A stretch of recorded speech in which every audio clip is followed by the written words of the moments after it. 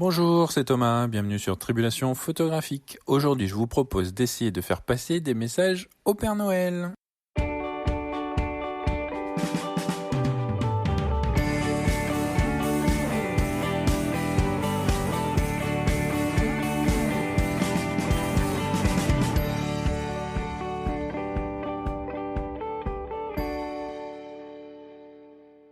Eh oui, ça y est, vous n'avez pas d'idée pour Noël, vous êtes en retard dans vos cadeaux et vous cherchez encore à faire un cadeau à un photographe, vous avez peur de faire une erreur. Pas de panique, je vais essayer de vous parler de quelques cadeaux, donner quelques idées. Il est clair que ce n'est vraiment pas évident de faire un cadeau à un photographe. Souvent, on pense à du matériel, mais le choix est vraiment très vaste. On a peur de se tromper dans l'achat et puis surtout, c'est quand même rapidement des budgets très importants. Je vais partager une liste au Père Noël qui pourrait vous être très très utile. Alors je commencerai par quelques goodies qui font toujours plaisir. Alors il y a un objet que j'utilise moi tous les jours en tant que buveur de café. Bon, autrement, tous les buveurs de thé pourront aussi l'utiliser. C'est le mug objectif. Fait toujours son petit effet à la pause café.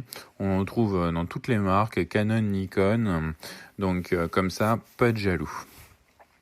Et il y a également les vêtements proposés par Dodge & Burn que j'aime beaucoup. J'ai pas encore craqué pour un t-shirt, mais je pense que de nombreux photographes apprécieraient vraiment le style de ces t-shirts. Je vous encourage à aller voir leur site. Alors je mets toutes les notes, tous les liens dans les notes de l'émission.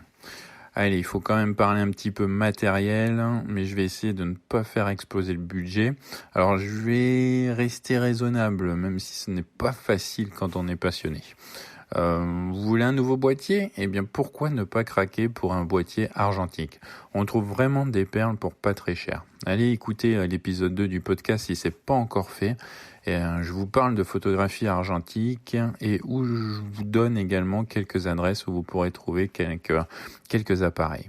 Alors toujours dans la partie matérielle et toujours en parlant argentique, pourquoi pas revenir à l'origine de la photographie en achetant par exemple un sténopé. Alors je possède un joli petit boîtier de chez Spiral Camera. Ce sont de très beaux boîtiers artisanaux en noyer aux très belles finitions et qui permettent de faire de très belles choses. Et donc du coup, pourquoi ne pas craquer pour ce type d'objet ? Maintenant, je vais vous parler également d'un petit péché mignon, c'est les sangles de cou. Alors, j'adore les sangles et je commence à en avoir quelques-unes. Je me demande même si j'en ai pas plus de sangles que de boîtiers. Alors, le choix est très vaste. Je peux vous conseiller les sangles des marques Ona ou encore Peak Design qui ont vraiment très bonne presse. Ces marques sont vraiment très connues et on peut leur faire confiance. Depuis peu, j'ai découvert la marque Hyperion, qui est fait par un photographe grec. Vous pouvez personnaliser votre sangle en choisissant dans plus de 400 références de cordes et même la finition autour de la corde. C'est vraiment très très sympa. Les prix sont vraiment très doux, vous en tirez pour une quinzaine d'euros et c'est port compris et c'est vraiment de très belles sangles très agréables à porter. Alors voilà, pour le matériel, ça sera tout. Vous voyez, on peut être raisonnable même quand on parle de matériel. Alors on va attaquer la grosse partie d'aujourd'hui, c'est les livres. Et oui, si offrir du matériel photo n'est pas simple, pourquoi pas offrir des livres aux photographes qui vous entourent ? J'y reviendrai dans un futur épisode, je pense, mais il est vraiment très important de se forger une culture photographique. Et malheureusement, aujourd'hui, je trouve que de nombreux photographes pensent à la technique, mais pas à la culture photographique. On peut aller voir des expositions, comme je le mentionnais dans l'épisode précédent, mais il y a aussi les livres dans lesquels on apprend énormément. Pour commencer, et dans l'idée de développer ses connaissances générales quand même, je vous conseille Composition et couleurs en photographie de Harald Mant aux éditions Erol. Alors là, une notion essentielle sur l'art du cadrage, de la composition et de la création d'une photographie sont abordées dans cet ouvrage. Ce livre, il détaille vraiment les notions de graphisme, de lignes, de points, de plans, de contraste, de couleurs essentielles à la réalisation d'une image. Il est accessible vraiment quel que soit votre niveau et il constituera sans aucun doute un ouvrage à garder précieusement. Moi, je le feuille encore très régulièrement. Alors ensuite, je vous conseillerais Leçons de photographie de Stephen Shore aux éditions Phaidon. Donc dans le leçon de photographie, une succession de doubles pages illustrées. Il y a des légendes, des dates, noms des photographes sont sobrement renseignés et parfois, en bref, un commentaire apparaît. La mise en page est vraiment très épurée, mais l'auteur en fait revient à l'occasion sur quelques fondamentaux. Vraiment très très intéressant comme livre. Un autre livre qui intéressera tous les passionnés de photographie de rue, il s'agit de la photographie de rue par Gildas Le Petit-Castel. Dans ce livre, vous y trouverez vraiment plein de petits conseils tirés de situations pratiques, images à l'appui, c'est vraiment très bien fait. Il y a de nombreuses références à des photographes de rue ou à des films de cinéma, de quoi vraiment approfondir le sujet. Donc si ça vous intéresse, allez-y. Dernièrement, toujours le même auteur, Gildas Le Petit-Castel, a publié L'inspiration en photographie, qui vous permettra vraiment d'ouvrir de nombreux horizons. Allez jeter un œil. Alors pour développer ses connaissances de la photographie, il y a énormément d'éditeurs qui publient des monographies de grands noms de la photographie. Cette année a été vraiment, je trouve, très belle d'un point de vue sortie de livres photo.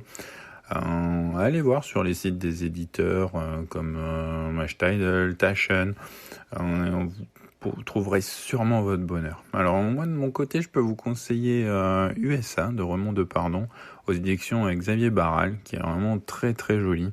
Je viens de le recevoir, et vraiment très très sympa. Ou encore la réédition de Rivage d'Aric Gruyert aux éditions Textuelles. Il y a 2 semaines, je suis également tombé sur Contact Sheet de l'agence Magnum, qui est un beau pavé. Alors on le trouve de plus en plus difficilement. Alors si vous avez l'occasion de l'acheter, n'hésitez pas, cela fait vraiment partie d'un must-have. C'est à l'aide de 435 illustrations, de nombreux en couleur, que l'agence fait découvrir les coulisses de ces photos, de ces photographes. Donc les planches contact sont séparées par décennies et on revient sur environ 70 ans d'histoire en images. Donc chaque planche en plus est accompagnée d'un texte expliquant dans quelles conditions a été prise la photo. Et on peut d'ailleurs voir les commentaires et les notes faits par le photographe. C'est une manière vraiment originale de passer de l'autre côté du rideau et d'appréhender le travail de sélection parmi les photos. Vraiment un très très bel ouvrage que vous pouvez vraiment feuilleter régulièrement. Je crois qu'on s'en lasse pas. Alors dans les plus petites éditions, j'ai adoré cette année le livre The Kingdom de Stéphane Lavoué aux éditions 77, donc un petit éditeur. De même, aux éditions La Main Donne, il y a La Lune de Payne de Lubija Danilovic. Vraiment des beaux ouvrages très bien tirés, qui vraiment m'ont beaucoup touché et je vous conseille vraiment de les voir. Donc en fait ma liste d'ouvrages est vraiment longue, comme le bras, je ne vais pas tous les énoncer ici. Ce que je peux vous conseiller, c'est de tenir à jour une liste de livres que vous souhaitez acquérir et comme ça vos proches au cas où n'auraient qu'à piocher dedans pour vous faire un cadeau. C'est la méthode que j'ai adoptée depuis cette année et du coup c'est pas mal. Ça donne toujours quelques idées. Et il y a aussi les zines. Alors j'ai découvert ce format il y a 2 ans et j'apprécie de plus en plus ces cahiers qui rassemblent vraiment de très belles pépites. Alors je pense notamment à Kit Young, un photographe anglais, qui a publié un superbe zine qui n'a rien à envier à un beau livre sur Paris. Vraiment très très sympa. Suivez aussi sur les réseaux sociaux l'atelier Oblique et vous pourrez vraiment y découvrir quotidiennement de nouveaux zines qui produisent et c'est un bon moyen de découvrir également de nouveaux auteurs. Donc rien n'empêche ensuite justement de contacter ces auteurs qui sont cités. C'est comme ça que cette année j'ai acquis Passager d'Arnaud Brillet, qui est là encore un très bel ouvrage et qui nous fait voyager. Allez, je vais m'arrêter là pour les livres. Je crois que l'on pourra en parler vraiment des heures. Je reviendrai sûrement dans plusieurs épisodes du podcast sur ces livres. Mais une autre idée de cadeau serait l'achat en fait d'une place dans un atelier photographique ou encore un workshop avec un photographe dont vous aimez le travail et l'approche. Je crois que là on pourrait vraiment apprendre énormément auprès de ces photographes. Je vous ai parlé de sténopée tout à l'heure. Il est possible de suivre en fait pendant 3 heures un cours de photographie au sténopée. Par exemple, c'est très incessant de revenir aux fondamentaux parfois. Et après, bon, c'est pas le même budget, mais je sais qu'il y a l'agence FU qui propose des workshops avec les photographes de chez eux. Et je pense que de participer pendant un ou 2 jours à de tels workshops vous ferait vraiment bien progresser. Alors voilà, je vais arrêter là. Écoutez, j'espère vous avoir donné quelques idées. Il est encore temps. Vous avez encore quelques jours et vous trouverez tous les liens dans les notes de l'émission. Pour certains cas, il s'agit de liens affiliés. C'est un moyen de soutenir le podcast si vous le voulez. Ça vous coûte pas plus cher. C'est une autre façon de soutenir le podcast.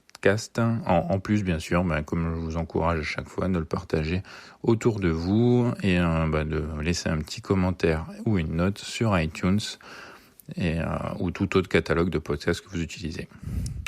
Voilà, et puis surtout, n'hésitez pas de partager vos idées de cadeaux également sur le site, dans les commentaires, sur tribulationphotographique.com ou encore sur les réseaux sociaux. Je vous souhaite de passer de bonnes fêtes et à très bientôt sur Tribulation Photographique.